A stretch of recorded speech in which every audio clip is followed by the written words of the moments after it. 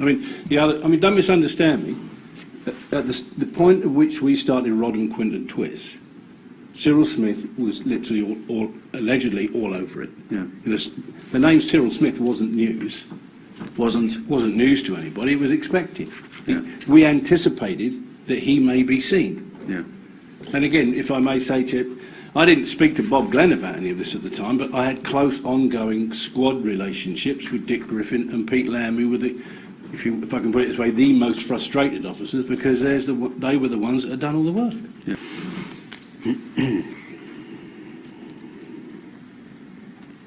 Now, I'm going back to your statements at the foot of page 3. After observations of the area and the activities in the Piccadilly Circus area and at the flat in Cricklewood, and this is something you told us about a little time ago, there was an initial report submitted, you thought, to Chief Superintendent Neil Diver. Yeah? Yes. And you say we had reason to suspect offences were being committed by some MPs, and you say here the names Cyril Smith, Leon Britton, Jeremy Thorpe and Edward Heath would have been named in the report, and the initial report, you say, was submitted to highlight that if further time and resources were spent on the investigation, it would lead to possible arrests and future prosecutions. As a team, we felt sure that the information we had submitted would warrant authorisation of further time being spent on the investigation. So this initial report, was it for the purpose of making arrests and the possibility of eventual prosecutions, or was it an initial report, as you recall it, to Chief Superintendent Diver, in order to progress your investigation into something more substantial? Well, it's the latter, to progress the investigation. There wasn't evidence at that stage to make arrests. Well, you had, I rather thought, on what you were telling us, Mr. Sinclair, certainly an observation or observations of Cyril Smith picking up boys at Piccadilly Circus and taking them to this flat. Was that insufficient evidence for the purpose, or did you want to progress matters further? I wanted to progress things further. And what you said, and your concession that you didn't know what the other men you say you saw had been doing in the flat, and it could have been a perfectly innocent purpose, you had absolutely no evidence against those other men. That's right. So evidence against Cyril Smith, arguably no evidence against the other men other than a connection with this flat. Yes. What did the report say? Do you remember now? What was its content or its basic content? I don't remember. I mean, it was just a request to carry on our work. But I can't remember the details of it. But you're sure it contains the name of all 4 MPs? Well, I thought it did. Is there a bit of doubt in what you've just said? Why do you say I thought it did? Well, my memory's not as good as it was, and I don't dispute that. And well, let's look at it this way. I would have thought that it would have, and well, it should have if you'd seen them. Yes. But that's the answer, isn't it? Yes. If you had seen those 4 men, it should have named them all. Yes.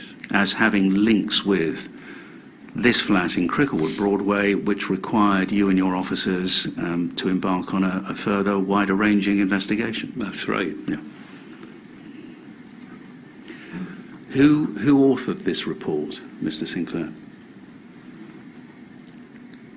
Well, it would have been myself and Paul Holmes, I would think. And so, if that's right, then Paul Holmes would have co-authored a report to Mr. Diver in which he would have read and known about the names Cyril Smith, Jeremy Thorpe, Leon Britton and Edward Heath. I would have thought so, yes.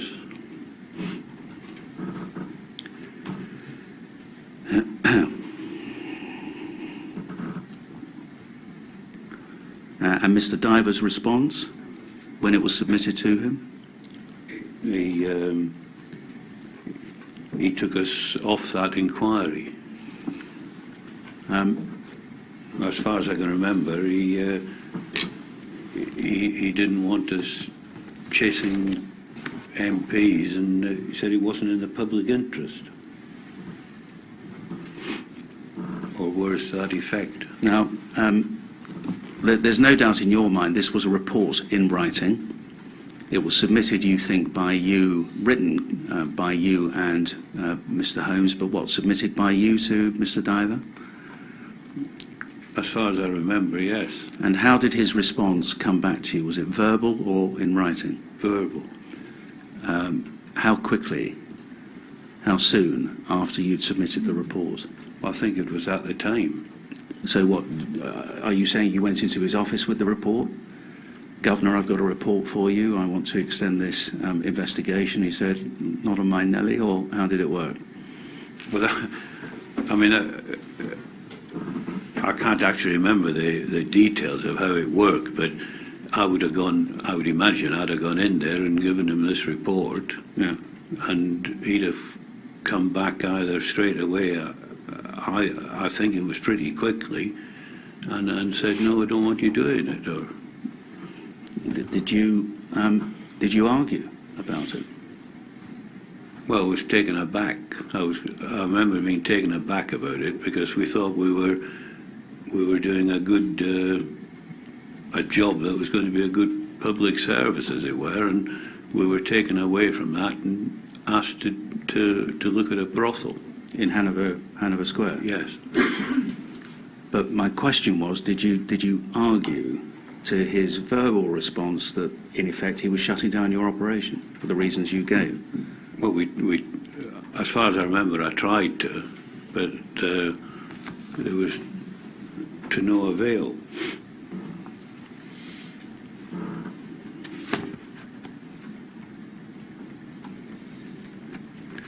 Did you have any sense of what Mr. Diver's motives were for, other than what he said to you directly, but do you have any real sense of what the motives underlying his shutting down the operation were?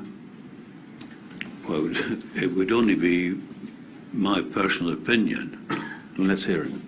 Well, I think he was probably worried about his own position in the police. Well, tell us what that means. Well, he would probably think that if he allowed an inquiry like this to go ahead, that it might affect his promotional prospects. He was a chief superintendent. How much further was he likely to go? Well, I mean, I have no idea. I mean, I was a lot further down the chain of command. Yeah. But I mean, I would have thought he could have hoped to have gone higher. So you think it was his personal ambition that shut down the operation? That would be one of the reasons, yes. Because you were getting too close to people of public prominence? Yes. And what about from your position, Mr. Sinclair, at the time, as you say, a police sergeant? And I understand from you, you argued your corner for a bit. But beyond Mr. Diver telling you that that's the end of the road, as far as this investigation is concerned, were you minded to go over his head or do anything else about it? And if not, why not? Well, I'd have probably been back in uniform the next day if I'd caused too much of a fuss. So there was an internal culture of knowing your place? Yeah, I would say so, yes. All right. Well, Mr. Sinclair, it's just gone 11:15. The chair and panel tend to have their break now. We're not finished yet. So I'll invite the chair and panel to take their break, and we'll come back, I assume, a little after half. Give us your name, please. Paul Holmes, Holmes. Mr. Holmes, you've made a very full statement to the inquiry. Yes, sir. In the context of homosexual vice, it was dealt with on an ad hoc basis, depending on where the crime was committed or alleged to be committed. In this case, it came under our remit, the Twiss case, because fundamentally the allegation was talking about the exploitation of vulnerable male prostitutes. Yeah. In part of that scenario being pimping. Two things. Was there any specialist unit in those days in relation to child sexual abuse? Not to my knowledge, sir, no. And in terms of the Twiss case, what was the age or ages of the boys who were subject to the abusive and exploitative conduct that you're telling us about? As far as I recall, so based on the intelligence that we received before we were tasked, the focus or the locus of the allegations was the meat rack Piccadilly in general and the Playland arcade. And in that era then, in terms of the age range of the vulnerable males being exploited in prostitution, it could run anywhere from, in my experience, very young teen, maybe 11 or 12 at the extreme, up to 20, 21, 22. There's a lot of...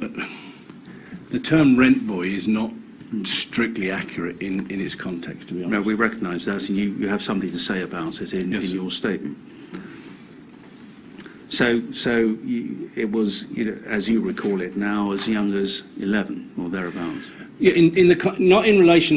I can't recall specifically. So whether the intelligence alleged that Mr. Twiss specifically was targeting boys of that age. What I'm saying is the allegation was that he was working that area in a criminal role, and at that time in the area, it was not in any means infrequently you would find those age ranges. Yeah. But I'd like to be very fair here. In terms of the younger age range, from the very young teens down to 11, 10, that wasn't common. But it existed. It existed. And it's arguable because part of the reason it may not have happened at that young age frequently was because it was a primary part of uniform duties to, if any child of that age was seen unaccustomed in the West End in the hours of darkness, then they would be taken promptly to Vine Street Police Station as a place of care, to be removed from harm. Were you in the room to hear Mr. Sinclair's evidence on that topic? No, so I only came in after the break. No, I'm not criticising you. You weren't invited in. But while you are on that, yes. How many instances, perhaps that's an unfair question, the circumstances given the historic nature of this, but how many instances do you remember now of that kind of welfare and care being directed towards younger children who came within your environment, as it were, of operations? In terms of a specific number, I couldn't give you, so what I would say, to the best of my recall, it was frequent. Yeah. I mean, in that era, it probably still is, but I don't have the operational knowledge, the West End was a magnet for runaway boys and girls from across the country. It wasn't just boys, there were girls as well. It's all the focus here is on boys, but it wasn't just boys. So therefore, if you worked in the West End, you were accustomed to seeing these runaways of various ages, and the primary part of your duty was, if you saw them, to take them off the streets to establish what their circumstances were. So it was a frequent occasion. And did you engage other agencies when that took place? Yes. Such as what, social services? It was mainly Westminster Social Services, as the local borough. It could, depending where the children had come from, so like if they come, very often the children had come from Scotland. No. So we would also be, or we would then link up with the police there, etc., etc. Yeah, there were other agencies involved. I think that, I cannot be sure, but at that stage I think there may have already been a specific uniform police unit that was called the Juvenile Protection Unit, whose sole and exclusive remit was to patrol looking for children. But I can't remember if they existed then or a little bit later. Do you remember any boys or girls, for that matter, young people coming from abroad? I mean, yeah, there would have been. So, I mean, that wasn't common, but yeah, I'm sure there were. Well, Mr. Sinclair has a specific recollection about a boy from Amsterdam. Do you have a recollection about that? No, I don't. I mean, I'm not saying there were, from memory, other nationalities, but I don't think they were very young. I mean, it depends how you use the word boy, really. Yeah. If I'm allowed to say so, obviously I've read what Mr. Sinclair says in his statement because I've been given the bundle, and I don't recall that situation between Amsterdam and London. So you've read that, you know what I'm talking about? Yes, exactly. Yeah, I mean, I have to say, I don't specifically recall it. Of course, looking through the prism of the 21st century in the context of risk assessment, duty of care, that would have been inconceivable that could have happened in the context in which Mr. Sinclair puts it. Now, what's inconceivable? Well, it's inconceivable. Let me just stress, please, in fairness, from the prism of modern-day policing, for us to have engaged in a strategy whereby a vulnerable person would have been allowed, without knowledge and consent, to have left London to go to Amsterdam and then come back from Amsterdam to London to give us evidence to confirm what we thought was a link. What I'm saying is, in that, it's so difficult really to convey to the inquiry how rudimentary a lot of our procedures were in those days compared to how we work now. Yeah. Because if, for example, if somebody had suggested that today, you'd have probably been sent for psychiatric assessment because you clearly didn't know your job, because it would be inconceivable, as I said. But in those days, lots of things that were done that were unrecognisable now. Yeah.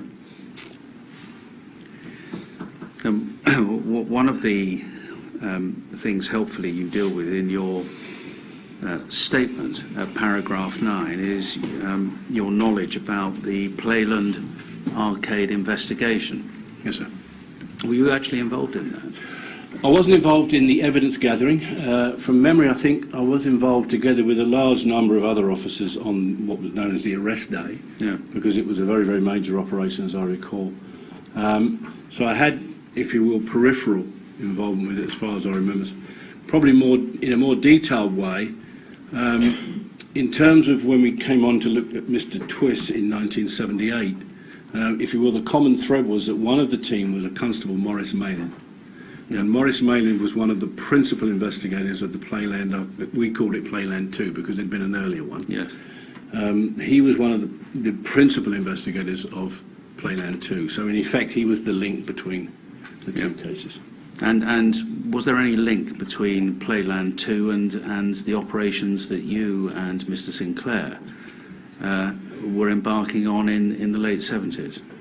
Well, the intelligence suggested very much so there was a link. Yeah. Because in fact there were personalities that stood trial from Playland 1 that ran into Playland 2 and was suggested by the intelligence.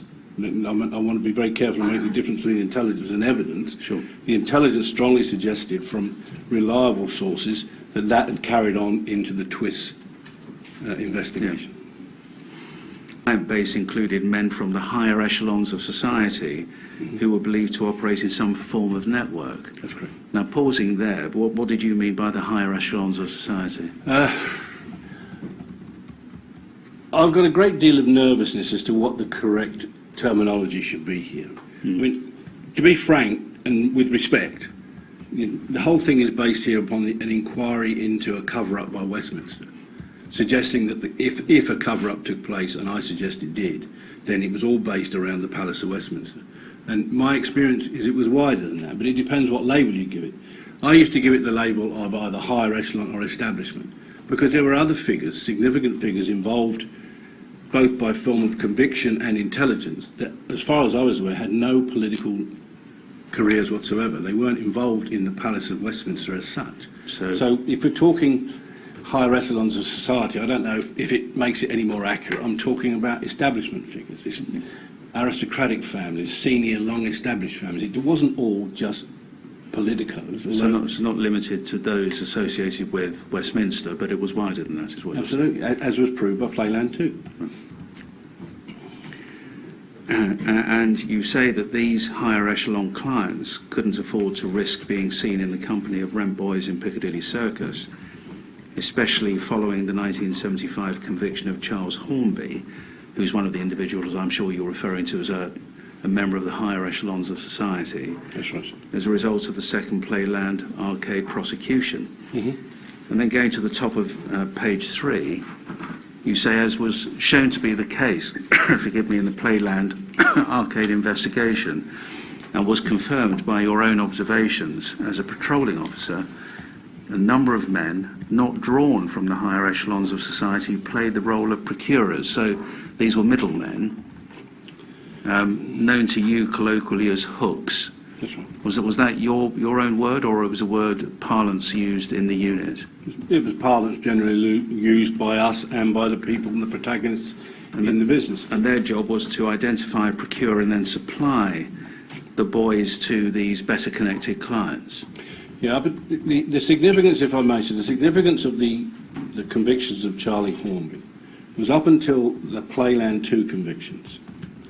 It wasn't an uncommon event for, how can I put it, people that would be probably publicly known would appear in the environs of the Meat Rack and Playland Arcade. Yeah. And our hypothesis, based on intelligence at the time we started the Twiss inquiry in 1978, was that the mistake, if you will, that Charlie Hornby had made was to be seen on the Meat Rack. Too close to it. Too close to it. Yeah. And in effect, our hypothesis at the start of the Twiss inquiry was, as a result of that lesson, because Charlie Hornby had gone to prison, the issue was, the modus operandi had always been that there were these lower level, usually criminal background individuals that were effectively pimps of male prostitutes, and that the higher echelon clientele obtained the rent boys from these pimps, or as we called them, hooks. Now, our hypothesis was, as a result of the downfall of Charlie Hornby, they would be far more cautious about not putting themselves in the danger zone, as he had done. And of course, again, based only on intelligence, without any evidence, and I'm speaking hypothetically, our approach was that Roddham Twiss fitted the bill because they needed a go-between that knew both types of people, if I can put it that way, without categorising people at the time. Thank you. Now, at your paragraph 12, you come back to deal with the point that rent boys is a bit of a misleading term, and I think you've dealt with that. And we have what you say in paragraph 12 about it, and indeed paragraph 13 about it being a magnet, the West End, for runaways. So with that as a background, I'd like to come to your paragraph 14. Yes, sir. To turn to the case of Roddham Twiss. And you say there that you remembered the operation taking place in the summer months of 1978. That's correct, sir. If I may, I've been in the room since you resumed after your break, Chair, and you were talking to Sinclair about the chronology. Yeah. To the best of my recall, these events to which I refer to took place in the summer of 1978. Yeah. So that would have been after the issues that you raised with Sinclair to do with Bob Glenn. Yeah, well, I was about to ask you. Because Mr. Glenn told us that the operation that he was involved in and for which he sought authority from Neil Diver must have been in the window of August 77 to February 78 when he left the unit. Yeah. And if your recollection is correct, that the Twiss investigation was in the summer months of 1978, then the two of you, or the three of you, you and Mr. Sinclair on the one hand and Glenn on the other, had nothing to do with the other. To the very best of my recall, so I never ever worked. I knew Bob Glenn, Yeah. and I knew him through most of his career. I never worked in that environment for Bob Glenn. I knew he was there. I worked with Lamb in his statements, Yeah. but for sure, I never worked to Bob Glenn as the inspector on what we were doing. And as far as I can recall, the chronology was that Bob Glenn had finished, according to his statement, in February 78. My feeling is this, I can't be absolutely precise, but my feeling is we were doing this in the summer of 78. And the issues around, if without wanting to preempt, and if I go wrong, you can stop me, but the issue as to whether or not there could have been two parallel investigations into Cyril Smith is impossible. Well, for the reasons I suggested to Mr. Sinclair. Yeah, absolutely. Yeah. Don't misunderstand me. At the point at which we started Roddham Twiss, Cyril Smith was literally allegedly all over it. Yeah. The name Cyril Smith wasn't news. Wasn't News to anybody. It was expected. Yeah. We anticipated that he may be seen. Yeah.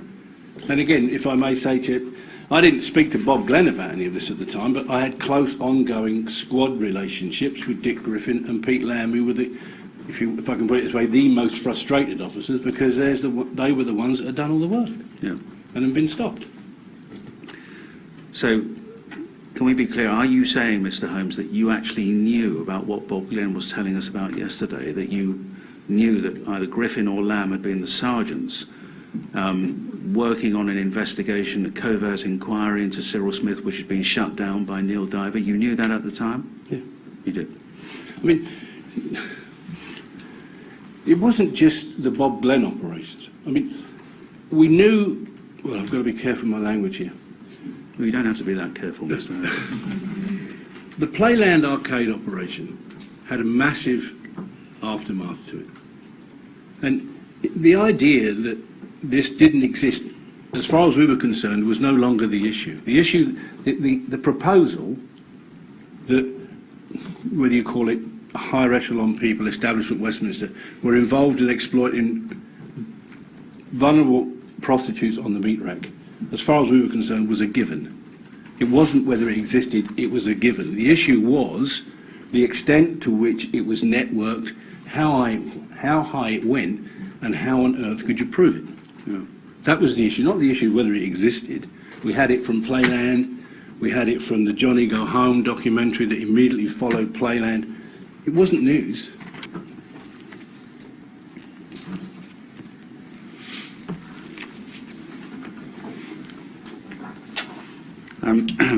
Do you remember anything about an observation on an address in Esher?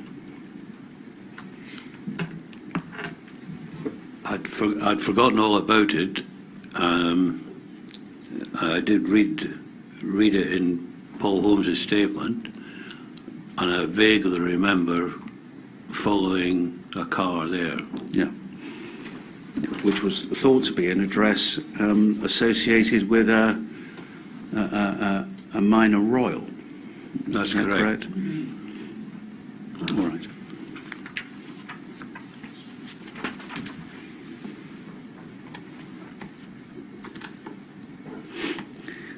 Now, in your conifer statement at the foot of page 4, you talk about a conversation that you had with Paul Cahalan, who was a freelance journalist. And without going back to the first page, you also mention him on the first page of the statement, and also not only having telephone contact with him, but telephone contact with Mike Veal, who was the Chief Constable of Wiltshire Police, I think I'm right in saying, at that time. How did all of that come about, as you remember it, Mr. Sinclair?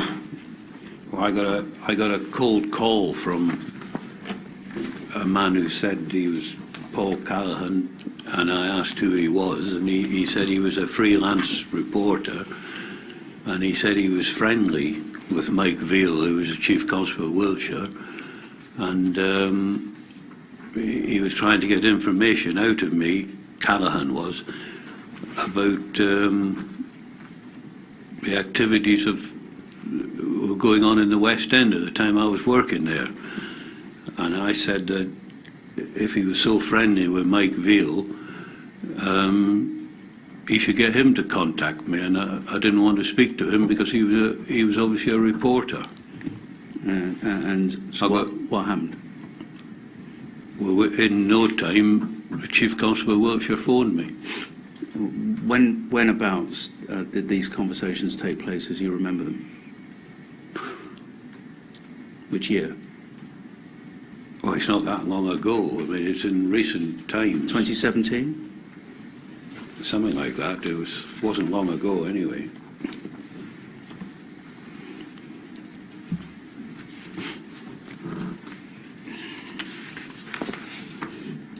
And when Mike Veal contacted you, what did you discuss with him? Oh, very little, really. Just he wanted a brief background as to where I'd worked and what I'd done, and he said that he would get Operation Conifer officers to speak to me. There was one and only one link between you and Wiltshire's Operation Conifer, wasn't there? And that had to be Edward Heath. Well, probably, yes. Yeah. How did Mr. Cahalan have your details in order to make contact with you? Do you know? Well, they'd been contacted at an earlier stage from an MP, Simon Danshuk. Yeah. With whom? He'd contacted me. And how did he have your details? I don't know. And when he contacted you at an earlier time, what did he want from you? He wanted to meet up with me and talk to me about the activities in the West End of London, And that weekend, I happened to be going to a football match in Manchester, and he was there. Yeah. And I met him for a cup of coffee, and he was in the company of another person, what I can remember. But it became very obvious to me that he was more interested in himself rather than anything else. Danchuk. Yes, and that he was trying to promote a Channel 4 dispatches program. Well, that programme went out on the 12th of September 2013. So does that mean the conversation you had with him was before the broadcast or around the time of the broadcast? Well, I honestly can't remember. I never saw the broadcast. I don't know anything about it. Well, did he ask you to do anything as regards the programme? He wanted me to be interviewed. So that rather suggests it was before the programme went out in September. If that was the programme he's talking about, I mean, there might have been another one.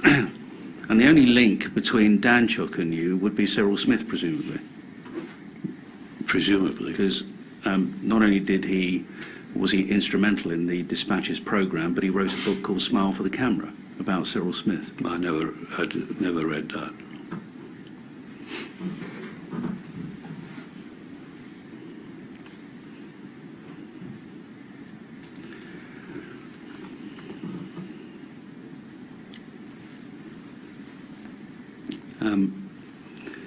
In your 2017 statement to Wiltshire Police, right at the end on the 5th page,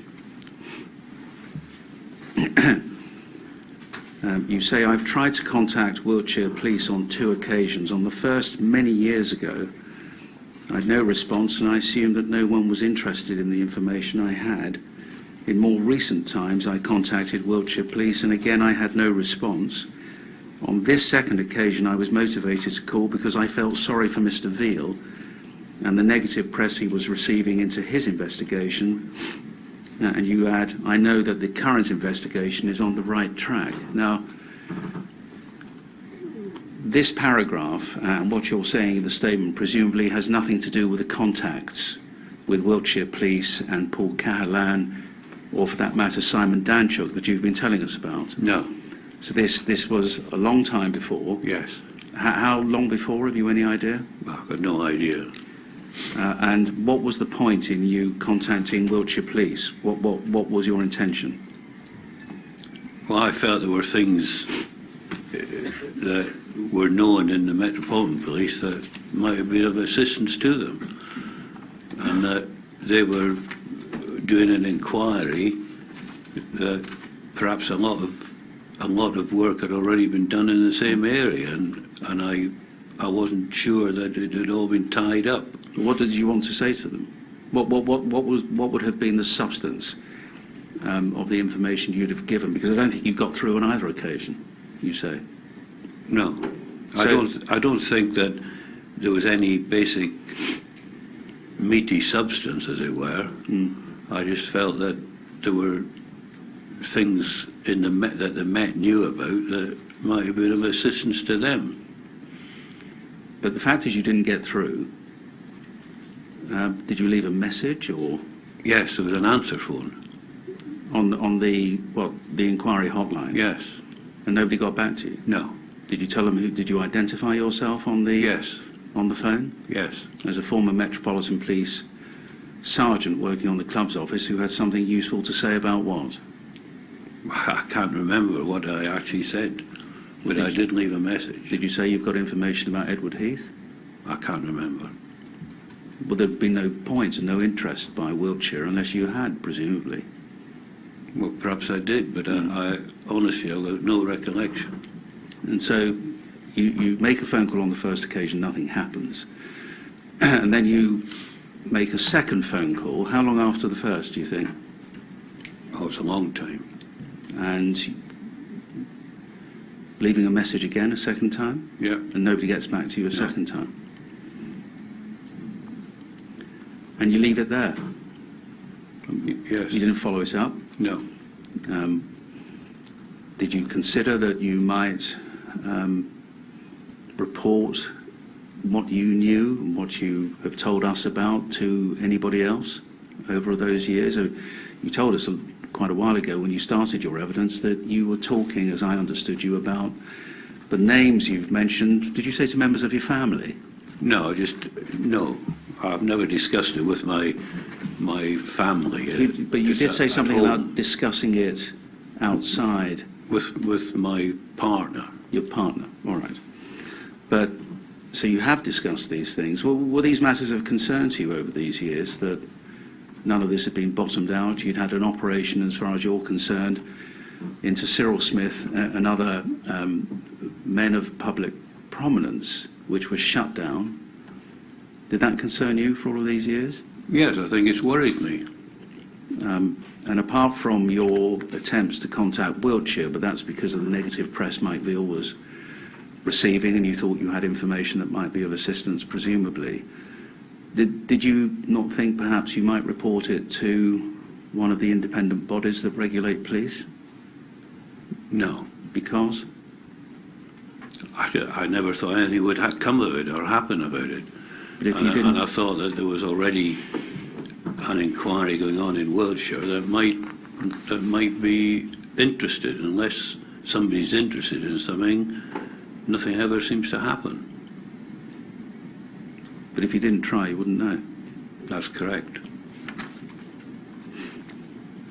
Let me ask you, please, about the documents which appears behind tab 9 in this file.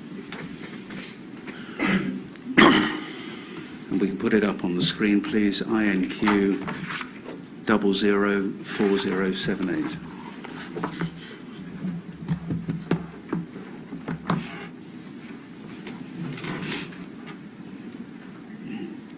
Now, do you recognise this article, Mr. Sinclair? I did read it, yes.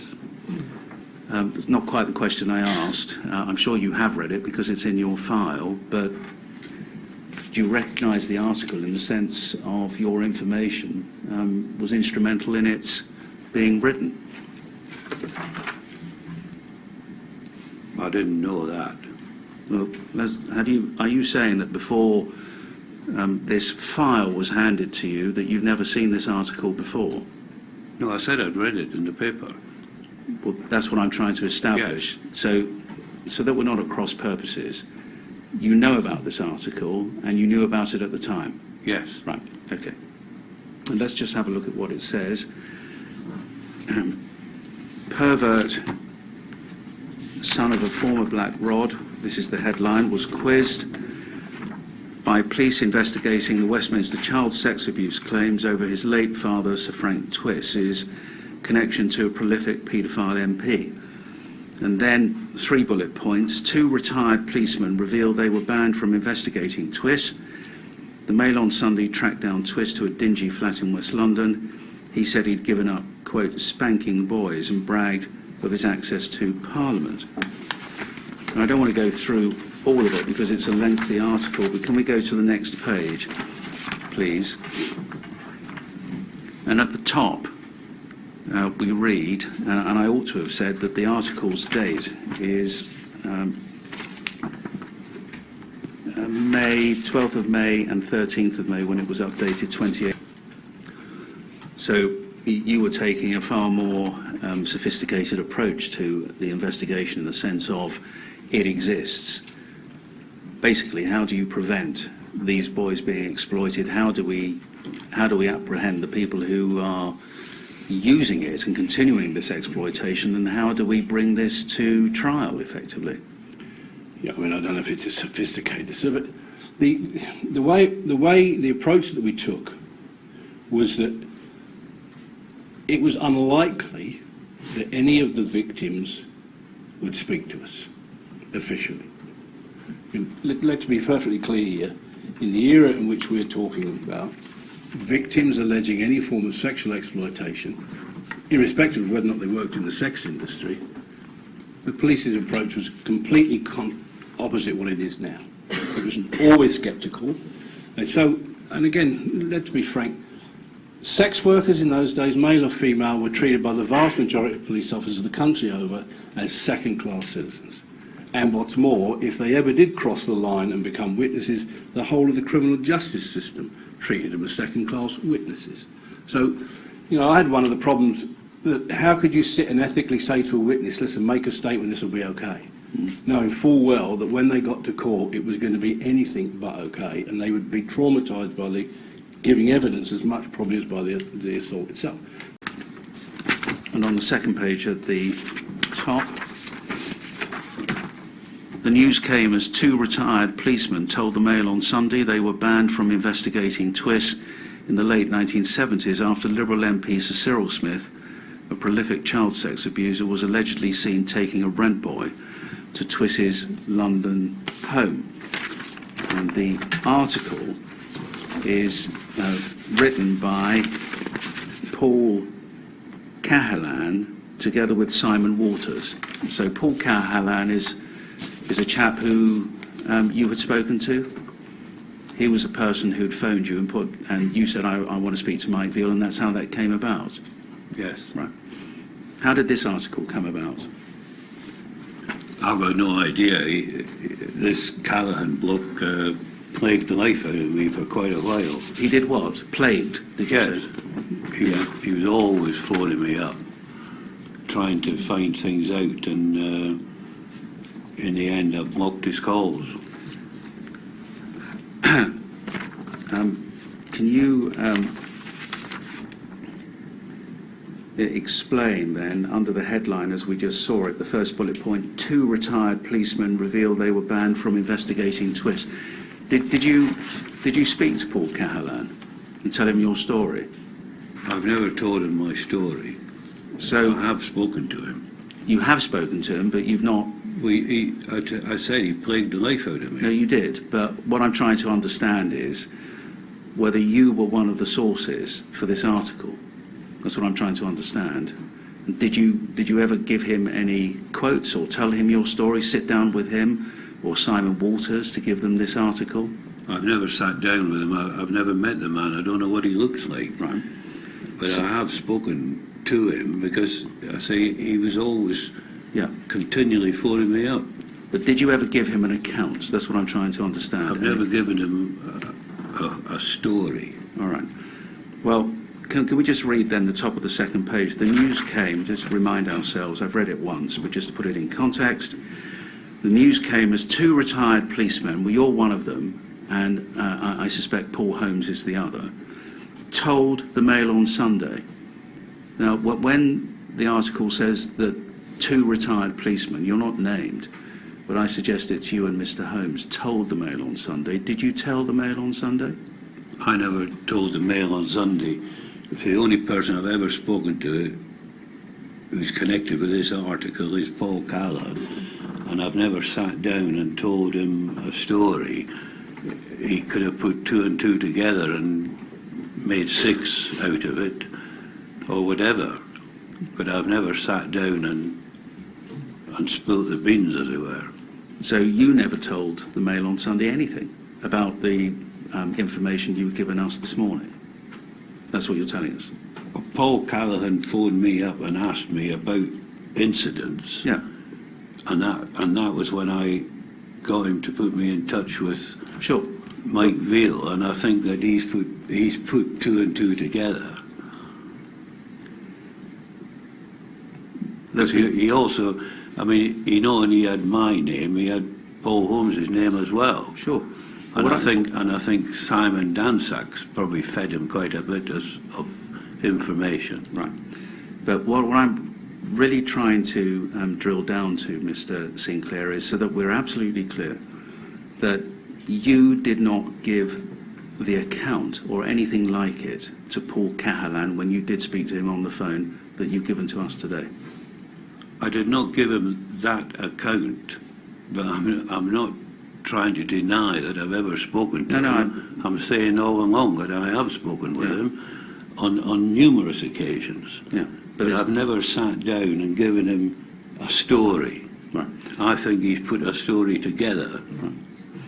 Well, there's a difference between talking to someone, whether it's on the phone or sitting down. That's not really the point. And actually saying, all those years ago, we made observations on Cyril Smith at Piccadilly Circus. He was followed to an address in Cricklewood Broadway where we also saw these three other men enter the flat. We took it to Neil Diver, the chief superintendent. He shut it down. That was the end of that. Did you say anything like that to Paul Cahalan at any time, whether on the phone or face-to-face? Not that I can remember. Because you'll agree with me that the article suggests that two retired policemen, and of course I'll ask Mr. Holmes about this as well, but two retired policemen told the Mail on Sunday. And the essence of the story is right from what you've told us, isn't it? Yes. Except you couldn't remember the name Twiss. That's right. They say it continued. But he's got that from somewhere, hasn't he? Yeah, well, I'll ask Mr. Holmes whether he's got it from him. But they say Mr. Twiss was well known among London's rent boys, was banned from the Palace of Westminster by his father, visited Dolphin Square, the private apartment block in Westminster, where establishment figures allegedly had wild parties. Police say their inquiries were halted when they told their superiors Twiss could be involved in a wider racket, supplying rent boys to VIPs. Now, just looking at what I've read, Mr. Sinclair, were you responsible, looking back now, for any of this appearing in the Mail on Sunday? You personally? Not...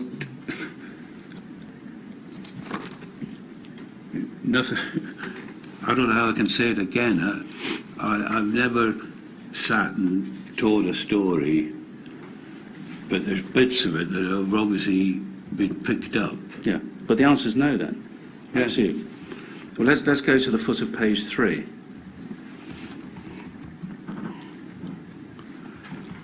Now, right at the bottom, the new claims are expected.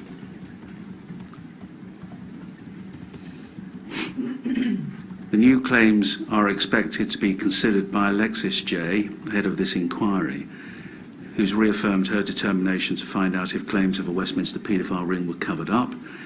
In a statement on Thursday, she vowed to look into concern that police investigations into possible child sexual abuse linked with Westminster may have been the subject of inappropriate interference. And then on the next page, page 4, at the top, the MOS, the Mail on Sunday, was told, and I'm going to go all the way down the page, was told of the allegations about Twiss by two former Vice Squad officers, told, is what the article claims. They investigated him after monitoring the meat rack, notorious haunt for rent boys in Piccadilly. They saw Smith pick up a youngster and followed him to an address in Cricklewood, northwest London. Pausing there, and let's be clear, Mr. Sinclair, you're saying you didn't give the authors of this article that information? No, not that I remember. When they found out that it was the home of Twiss, they investigated him and uncovered his links to the corridors of power.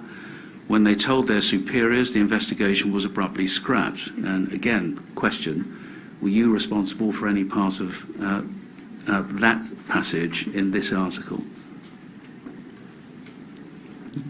Not that I know of, no. The two former police officers who have asked to remain anonymous. Did you ask to remain anonymous, Mr. Sinclair? Well, at no stage did it, when I was talking to him, was there ever any suggestion that there was ever going to be anything about this? But you see what it says. Yes, It's making a direct assertion that both you and, I suggest, Mr. Holmes, who were giving information to the Mail on Sunday, had asked to remain anonymous, and indeed, you're not named in this article. And that's why I'm asking if you were responsible for imparting this information to the Mail on Sunday. Well, I would say I'm not responsible. Two former police officers who have asked to remain anonymous said they were deeply frustrated by the decision. Well, you've told us, in effect, that you were. And one went on to hold a series of high-profile security jobs, and the other worked for a well-known sports team. And without naming the sports team, that's you, isn't it, Mr. Sinclair? That's me, yes. Yeah. And how did the authors of this report know that? Well, common knowledge. It's common knowledge. Yes.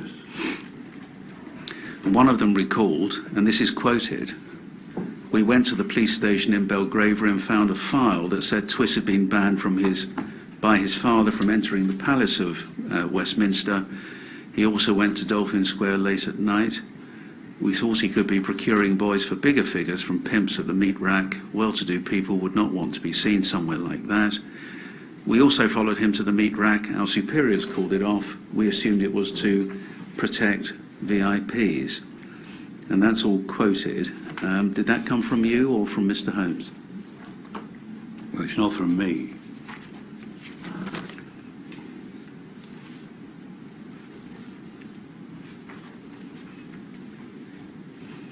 And then if we go finally, please, to page 5. The article runs on, but we don't have to look at all of it.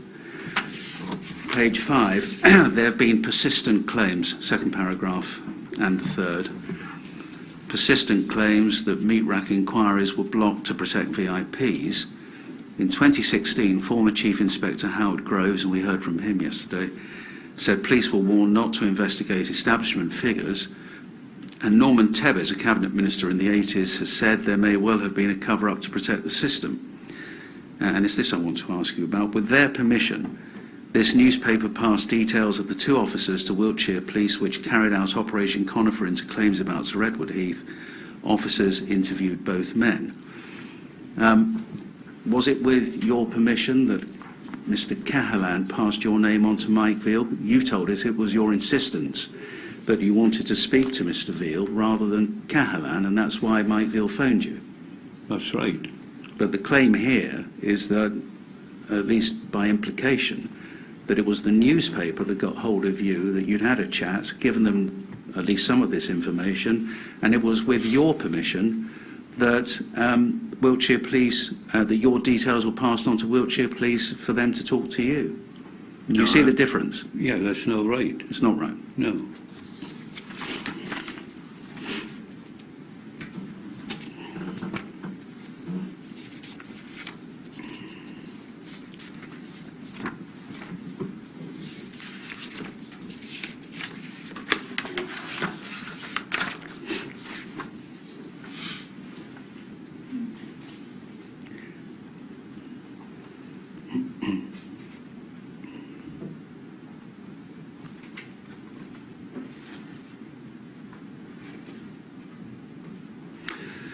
Yes, thank you very much, Mr. Sinclair. That's all I think I need to ask you. I'll ask the Chair and panel if they have any questions for you.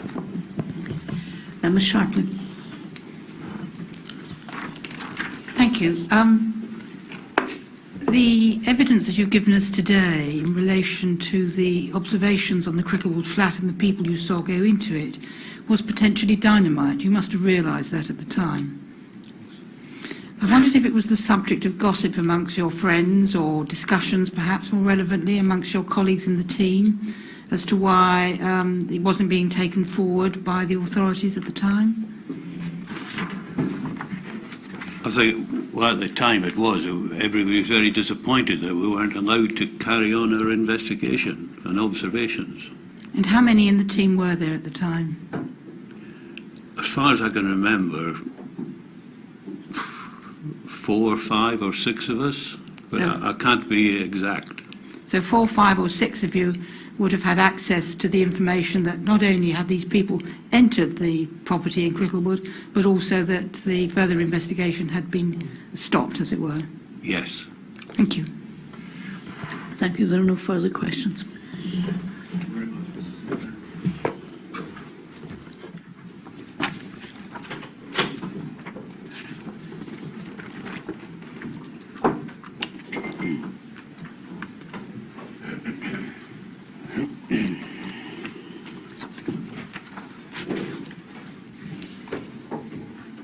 Chair, the next witness is Paul Holmes.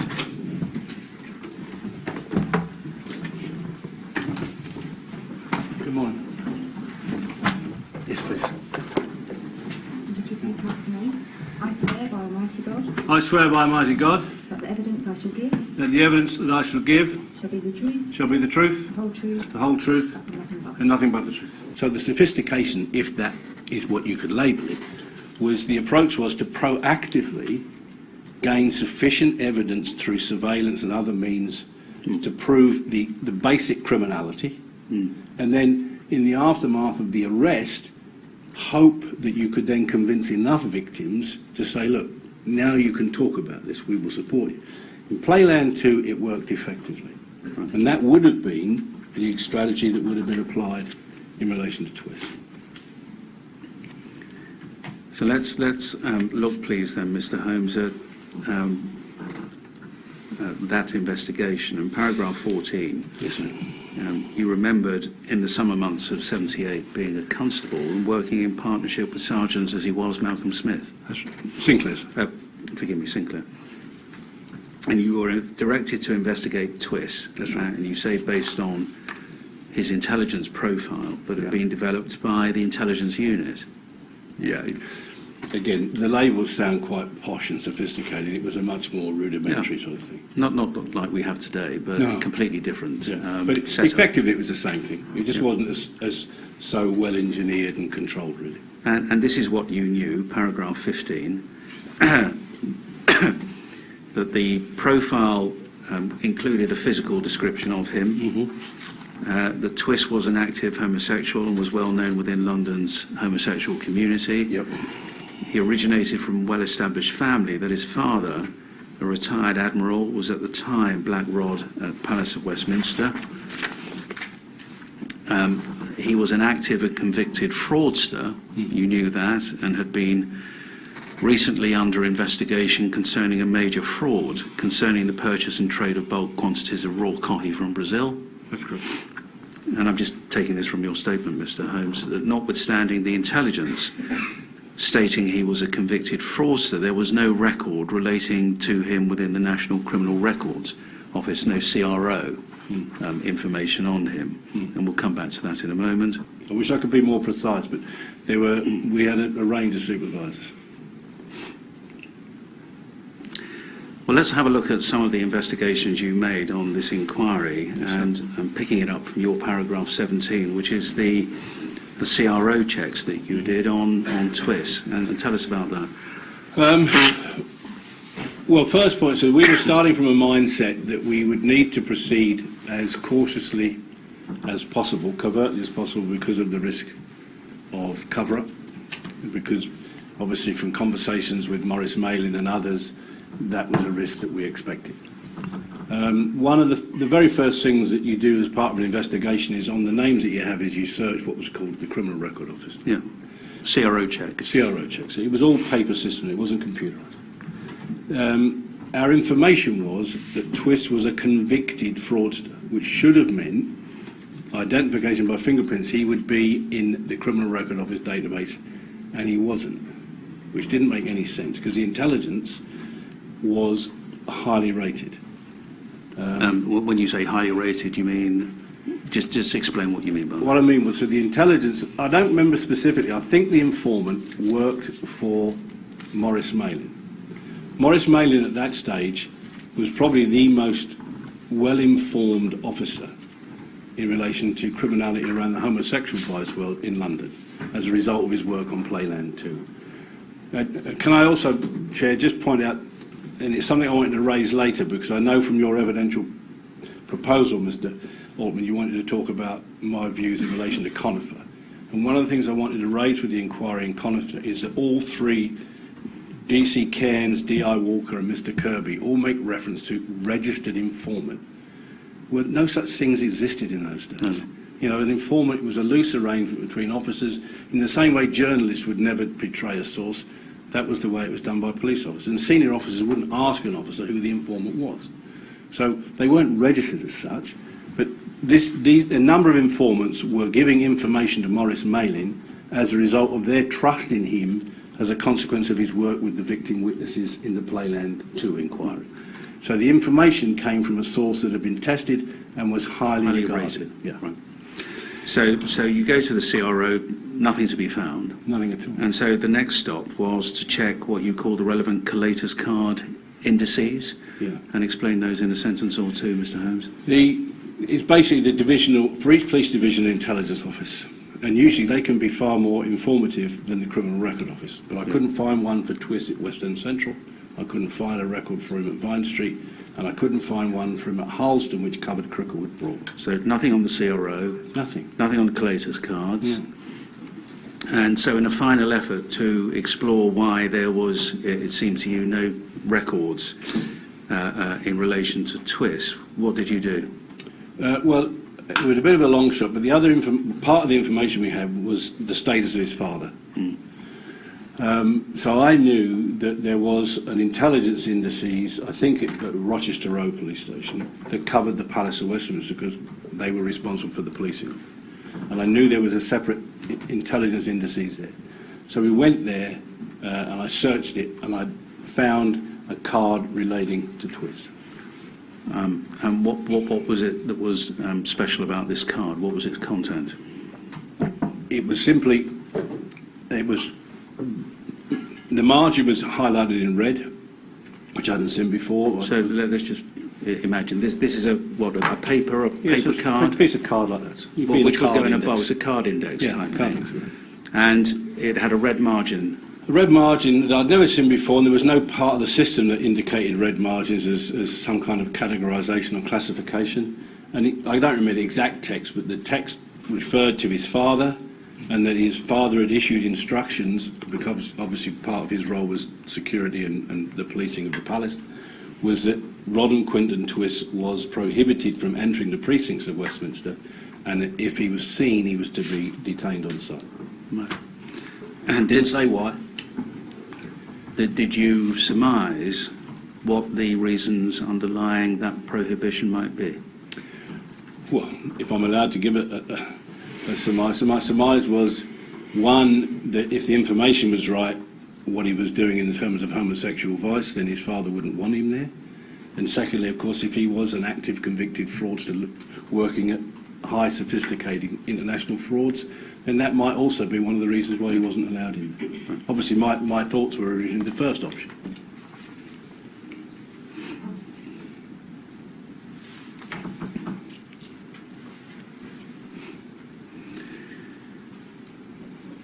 Right, so that's the background checks that you did. Yeah.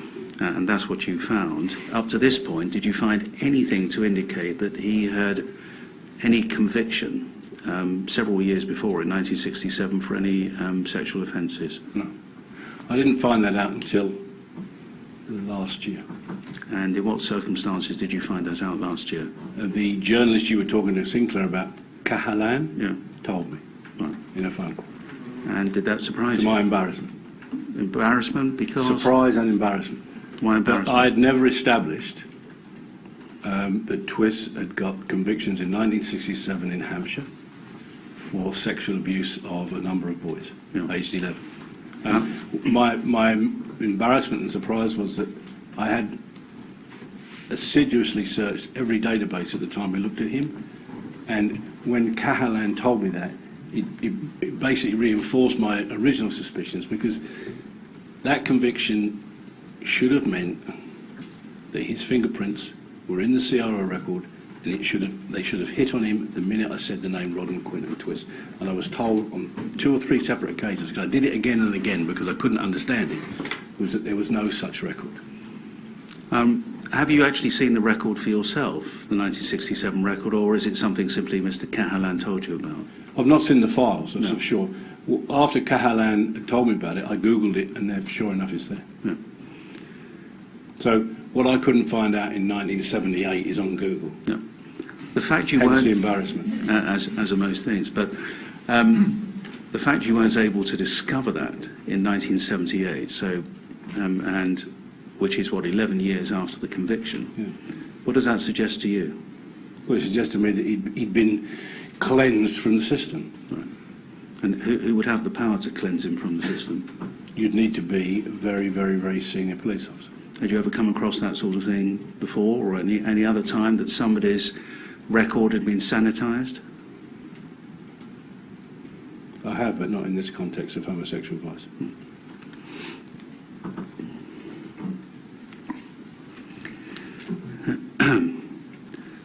Now, moving on then with the inquiry into Twiss, did you conduct any surveillance operations or participate in any surveillance operations in relation to Twiss? I did so.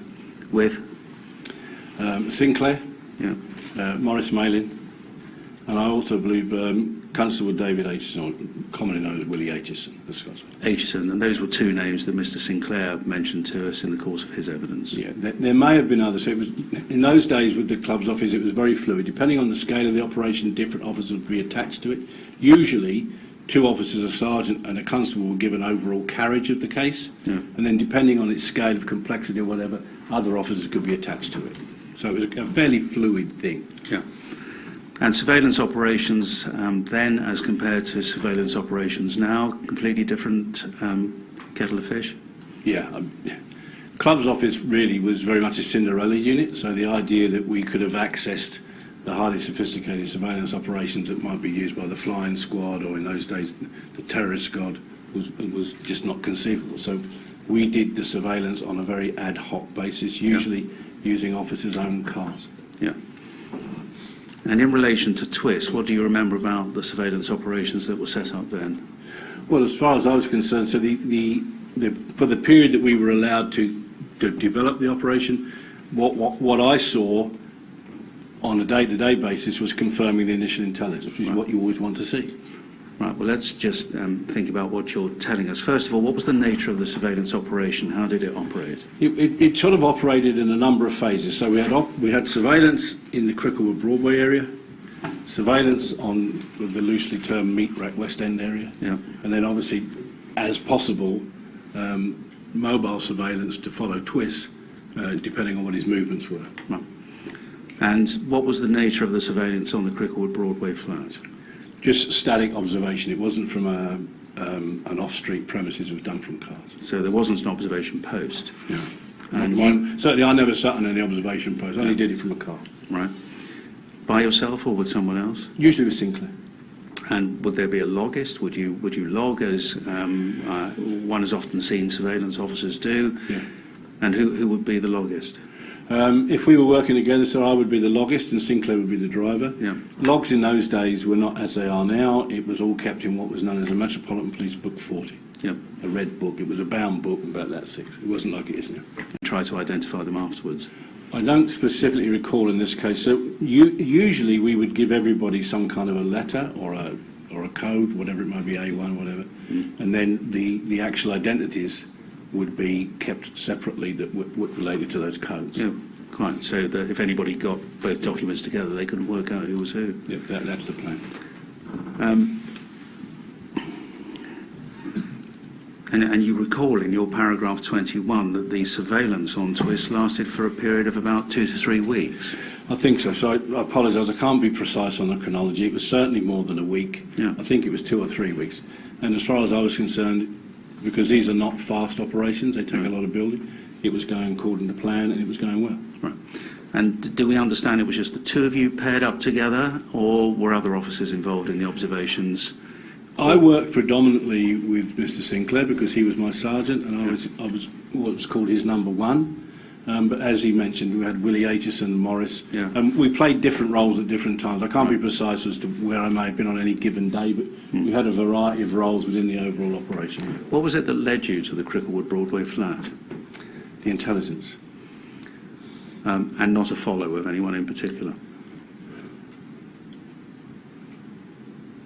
I don't think so. I'm not sure on that point. I don't think so.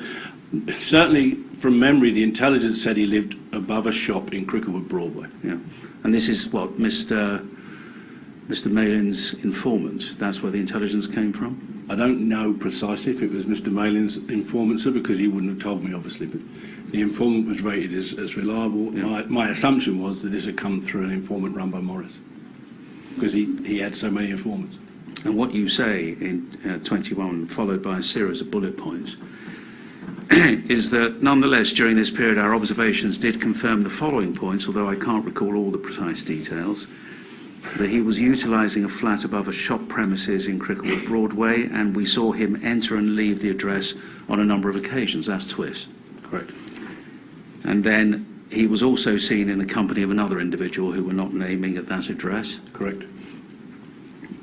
On a number of occasions during the late afternoon and evenings, he visited the West End and walked around the area of the Meat Rack and its environ. Yes, sir. He had conversations with a number of other males of varied ages in the area while doing so. Is that right? This is what you say. He went to Dolphin Square on at least one occasion. At least once. And this address, you said, was significant to you because it had previously appeared in a number of vice-related operations and intelligence reports. That's correct. And then this. On one evening, you said, when I was not on duty, so not you, Sergeant Sinclair had followed him, in other words, Twiss, to an address in the vicinity of Esher, where he saw him enter a large house that inquiries suggested was occupied by a well-connected individual, and your recollection of the point was both hazy and based on hearsay. But you definitely recalled that the address was somewhere not far from the Scilly Islands roundabout in Esher, and that there was also a suggestion that the address was associated either with a minor member of the royal family or by a person that was connected to the royal family, but you couldn't remember which. That's correct. At the time of making this statement. That's correct. So the Esher observation was made by Sergeant Sinclair, not by you, That's correct. presumably in the company of someone else. They must have followed Twiss to the address. Or not necessarily. I think my recall is that I think Malcolm and I had an exchange of words over it because I can't remember, but I wasn't on duty that night, and I was concerned. I didn't think it was worth trying to do mobile surveillance single-manned. No. I think we certainly had that at some stage. I think it may have been this one, but in any event, that's what he did. And again, I couldn't remember precisely what the connection was at this address. But again, if I may, it didn't.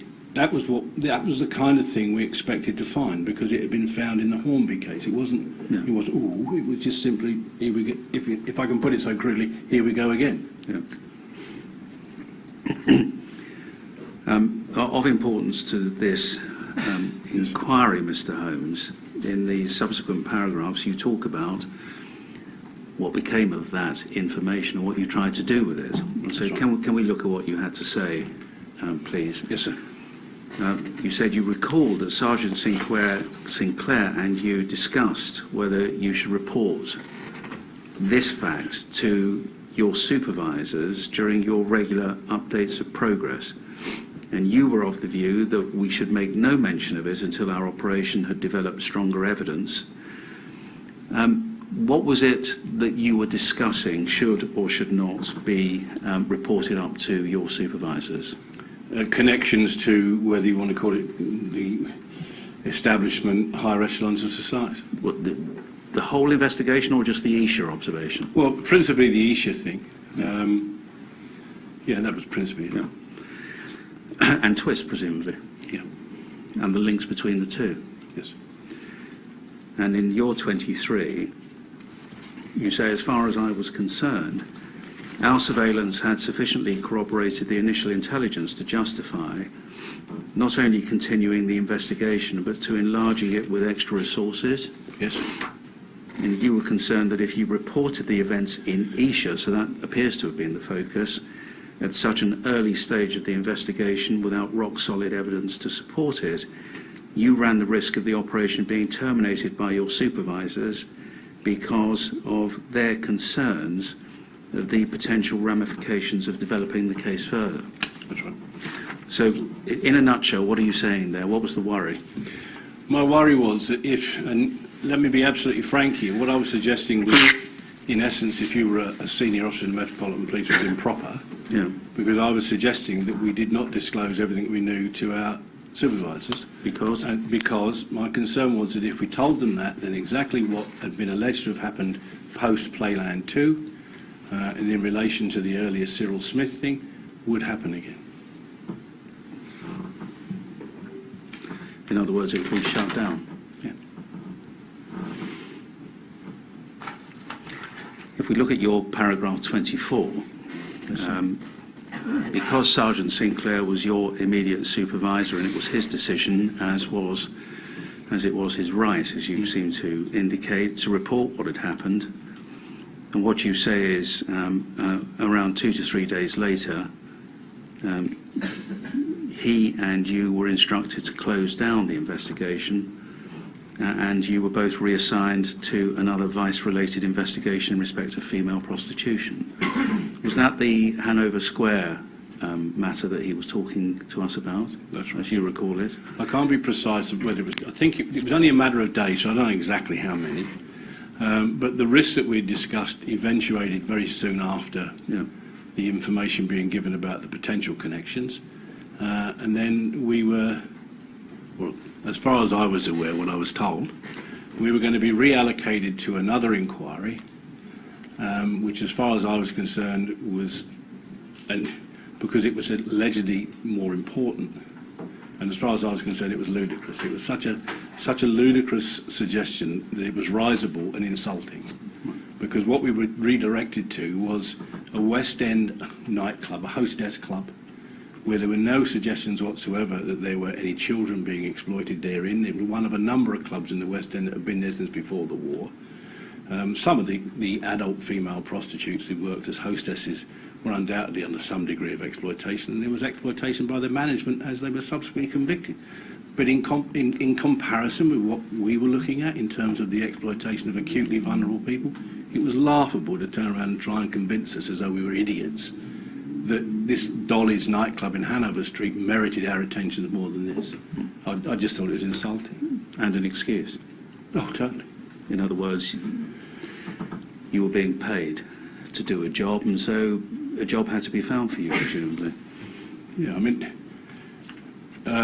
I had a very angry exchange with the senior supervisor over it, because I just thought it was absolutely outrageous. And who was the senior supervisor? Well, I've read all the bundles, and there's lots of references to Mr. Diver, and I've got to say, I find it very difficult sitting here making allegations against people that are dead, because they can't answer for themselves. But it's either, to the best of my knowledge, Neil Diver or Brian Sparks. Yeah. My belief is, based on my memory, that it was probably Brian Sparks. And I remember that we had a very, very Anglo-Saxon row over it, at the conclusion of which he quite rightly told me that if I continued, then I was history, basically.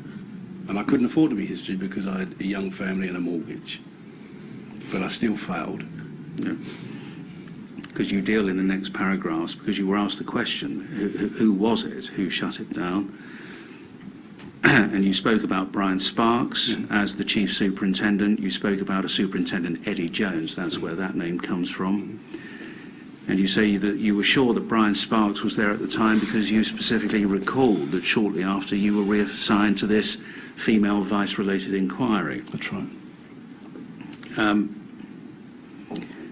Was it have been he who had relayed the decision to you, or would it have come from your inspector? From memory, sir, the information of the reallocation and the stopping of the Twiss inquiry came from the inspector, and I then went across the corridor into the chief superintendent's office to raise the matter with him. No. And that's when you had the Anglo-Saxon discussion. And I lost. Yeah. Which was not really difficult to predict. Last thing before, with the chair's permission, we break for lunch. Yes, sir. Mr. Holmes, you have been asked to express your views as to why the inquiry was halted, and I suspect it's pretty implicit from what you've been telling us why it was, but why did you think that that inquiry was stopped? As far as I was concerned, so there were three possible reasons. Number one was that very senior officers were actually criminally involved themselves within the homosexual vice world in that period, and there were do you mean by way of corruption or otherwise? No, criminally involved in the abuse of... in the abuse themselves? Boys, yeah. There were a number of incidents that had occurred around that time, within that era, that had incriminated senior officers. The other possibility would be corruption in the sense of receiving money to terminate inquiries, although I didn't personally think that was that likely, because it just didn't fit that milieu, if you will. Yeah. And the third possibility was simply, as was established at Playland 2, if you were a very ambitious senior officer trying to reach the very top echelons of the service, this was about as unwelcome a news as you could possibly be brought by a supervisor, because there wouldn't be any good outcome out of it. No. It wouldn't be like bringing down Reggie and Ronnie Gray. No. this would just be, if you're a senior officer, you don't need this. Because it's, well, career ruinous. Well, I wouldn't say it's career ruinous, it's career stopping. Right, that's pretty ruinous. Well, it depends how high you want to go, I guess. Exactly. All right, well, thank you very much, Mr. Holmes. We'll resume with the Chair's permission at 2 o'clock. Thank you.